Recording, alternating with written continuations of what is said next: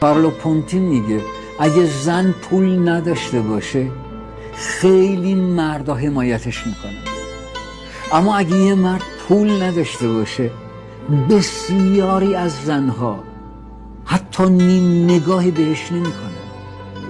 لوی دو فونس، این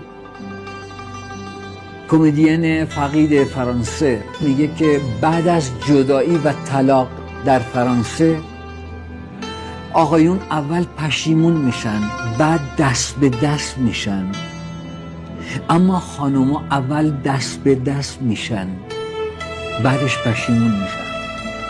به همین خاطر فرانسوی یه جمله معروفی دارن که میگه آدم درست رو که پیدا کردی، آدم درست رو که پیدا کردی زمان دیگه مهم نیست، حتی اگه دیر اومده باشه.